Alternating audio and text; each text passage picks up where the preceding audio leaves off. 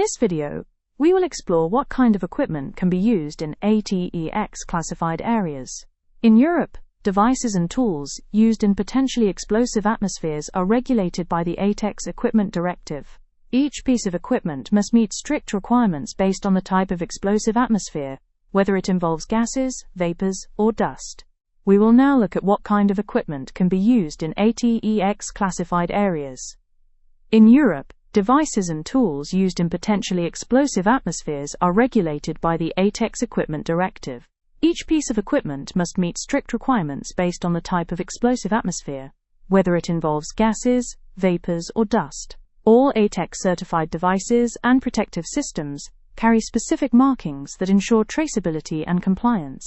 These markings include a type or serial number, or other identification marking, the manufacturer's name or trademark and address, the importer's information, if the manufacturer is outside the EU, along with the year of manufacture, the CE marking and the notified body number, if a third-party inspection body is involved in production testing, the special explosion protection symbol X, followed by the equipment group 2 or 2, and the equipment category 1, 2, or 3. For Group 2 equipment, the marking also includes a G for gas or a D for dust, indicating the type of explosive atmosphere the device is intended for.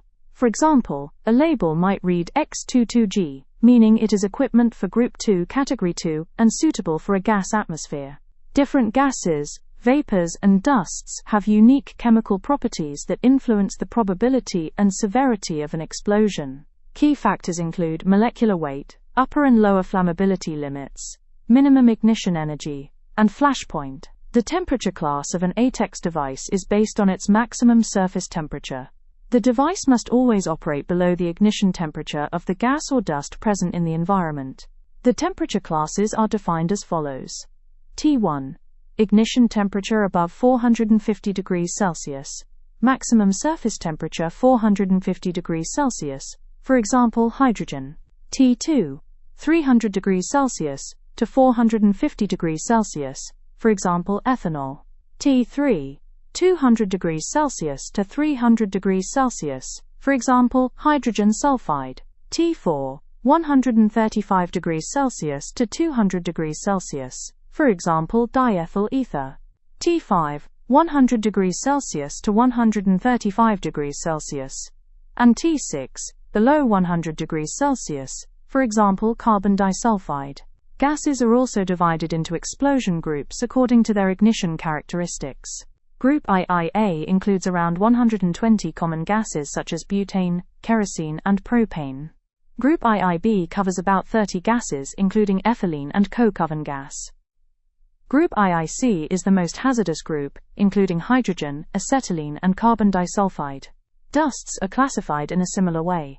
The ignition temperature of dust is given as TCL and T5 mm, the temperature for a 5 mm dust layer. In practice, the goal is always to operate below the minimum ignition levels. For example, when defining a safe surface temperature for a motor operating in a dusty area, it is recommended that the surface temperature stays below 2/3 of the ignition temperature of the dust cloud, or at least 75 degrees Celsius lower than the ignition temperature of a dust layer on the surface. In summary, ATEX classification ensures that every piece of equipment used in potentially explosive environments meets strict safety requirements. Understanding these categories, whether for gases or dusts, helps us choose the correct materials, tools, and protective systems for safe and reliable operation. ATEX safety is achieved through knowledge, careful design, and strict compliance. Everyone must understand the importance of following safety instructions and approved working methods. Knowing how to perform each task safely, and actually doing so, prevents accidents before they happen. Safe work begins with the individual. Each person should regularly review their own tasks, assess potential risks, and apply preventive risk management. Human error can never be fully avoided, but awareness and careful planning make it much less likely. Safety should be a continuous learning process. Regular safety reviews and refreshers help everyone stay alert and up to date. It is equally important to know the duties of others and to respect their roles in shared workspaces. When abnormal situations occur, the correct response makes all the difference. Workers must know exactly how to act in a disturbance or emergency, who to inform, and how to prevent further risks. Clear communication between shifts is another vital part of safety. Information about ongoing work, possible hazards, and system status must be passed on accurately and without delay. Defined rules and routines help keep everyone safe. Every incident or hazardous situation must be reported immediately. Even small observations can help prevent larger accidents later. Safe work also depends on keeping all tools and equipment in good condition. Regular inspections and maintenance are essential, especially in explosive atmospheres where a single spark could cause serious damage. Using the right, ATEX-approved equipment is one of the most important safety principles in these environments. Only tools and devices designed for explosive atmospheres can guarantee that no sparks, static charges, or hot surfaces appear during use. Safety in ATEX areas is achieved through knowledge, teamwork, and the right equipment. Every worker plays a part in preventing accidents by staying aware, following instructions, and using certified tools correctly.